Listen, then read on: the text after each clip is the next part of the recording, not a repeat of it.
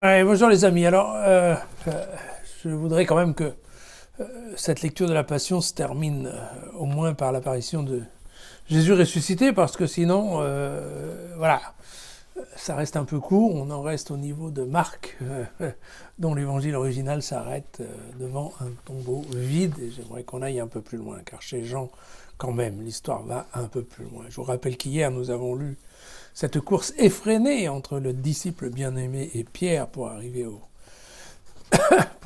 tombeau, la façon dont le disciple a laissé passer Pierre en premier.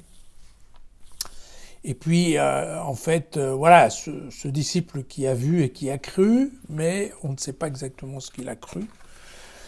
Et les deux s'en retournent chez eux. Et donc, nous allons voir ce qui maintenant se passe avec Marie-Madeleine, qui les avait accompagnés, mais qui, elle, est restée près du tombeau. Nous allons donc lire l'évangile de Jean.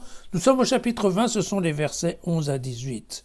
Marie était restée dehors près du tombeau. Elle pleurait. Tout en pleurant, elle se penche vers le tombeau et elle voit deux anges vêtus de blanc assis à l'endroit même où le corps de Jésus avait été déposé, l'un à la tête et l'autre aux pieds.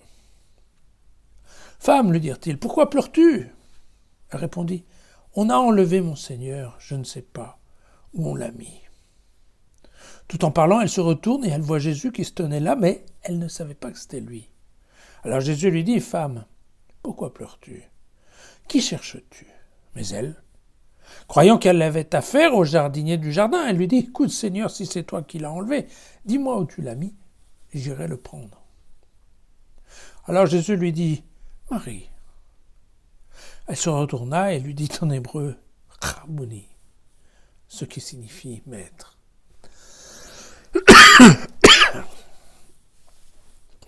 Voilà. La reconnaissance par la voix. La reconnaissance par le nom, ce qui est en fait très sémitique. On se souvient que dans la Genèse, pour créer, il fallait donner un nom. Chez Marc, chez Marc, je vous rappelle que l'évangile de Marc s'arrête au quelques premiers versets du chapitre numéro 16, et il s'arrête devant des femmes tétanisées de peur, parce qu'elles ont rencontré un ange qui leur dit d'aller voir les disciples, mais elles ont tellement peur qu'elles n'y vont pas. Voilà. Chez Matthieu, ce sont les deux Maries qui rencontrent Jésus ressuscité, qui se jettent, vous savez, lui saisissent les pieds. Voilà. Et puis chez Luc, nous avons donc vu que ce sont les pèlerins d'Emmaüs qui ont reconnu Jésus à sa façon de faire la bénédiction au moment du repas. Et on en a parlé, surtout la façon de se comporter en maître. Alors chez Jean, voilà, c'est Marie-Madeleine. Marie-Madeleine seule au tombeau.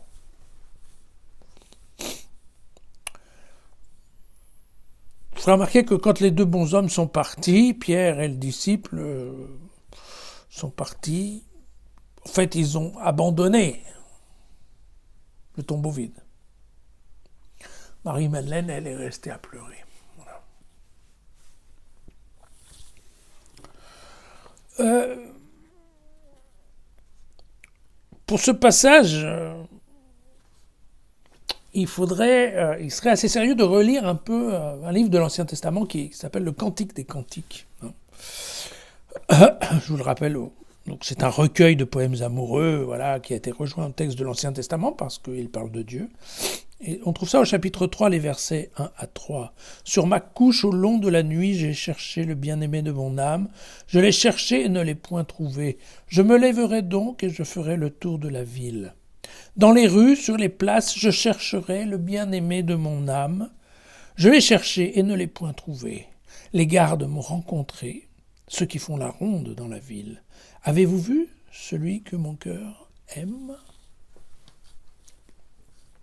Donc, bien entendu, on a l'idée de cette Marie-Madeleine que certains pensent était la femme pécheresse. Enfin, cette Marie-Madeleine, en tout cas, probablement, est dans une relation sentimentale avec Jésus, tout simplement. À quel degré, personne ne sait rien. Il y a eu toutes les élucubrations possibles et imaginables ont été faites sur Marie-Madeleine. C'est pas ça la question. La question, c'est que nous avons une femme sensible qui est effectivement, voilà, au pied du tombeau et qui pleure. Voilà. Et je dirais comme toute personne qui est dans une relation sentimentale, l'absence va être difficile. Et dans ce cas-là, encore plus difficile parce que il va falloir qu'elle change tout son rapport au Jésus qu'elle aime. Et c'est ça le sens, vous voyez, elle se retourne, hein, dans l'évangile de Jean c'est bien expliqué, elle se retourne et elle voit Jésus sans le reconnaître. Elle se retourne, il faut qu'elle détache, vous savez chez Jean il y a des fois des symboles qui sont importants, il faut qu'elle détache son regard de la mort, il faut qu'elle détache son regard du tombeau. Voilà. Il faut qu'elle détache son regard de Jésus l'humain pour se tourner vers le Jésus ressuscité. Voilà. Et vous voyez qu'ici, très clairement, bon, évidemment, Jean développe toute son ironie pour faire croire qu'elle confond avec le jardinier. Et pourquoi ? Parce qu'elle, Marie, elle est restée dans sa thèse. La porte a été ouverte, ils ont volé le corps. Et pourquoi ? Parce que cette thèse-là, elle a été entretenue, entre autres par des Juifs pendant longtemps, en disant que, en effet, c'était le gardien du jardin qui avait enlevé le corps de Jésus pour éviter que les disciples ne viennent le voler pendant la nuit. Pour ensuite développer leur truc, il est ressuscité. Vous voyez, ça va loin. Ça va loin. Bon. Et donc, comme je vous l'ai dit, voilà, la reconnaissance, elle se fait par la voix. On verra que chez Luc, c'était pas vrai. Et là, la voix suffira, le mot, le petit mot, le rabounis. Et rabounis, en effet, ça veut dire maître, mais c'est rabbin, donc c'est petit rabbin. Donc c'est en effet un mot affectueux. Et c'est ce mot affectueux qui va déclencher en effet la reconnaissance. Voilà. Mais on sait que bientôt, elle va vouloir le prendre dans ses bras et il lui dira non, stop, arrête-toi. Je ne suis pas encore monté chez mon père. Voilà la première apparition chez Jean, d'un Jésus ressuscité. Et chez Jean, eh bien, l'apparition se fait auprès d'une femme, et d'une femme seule, et probablement un peu amoureuse. À demain.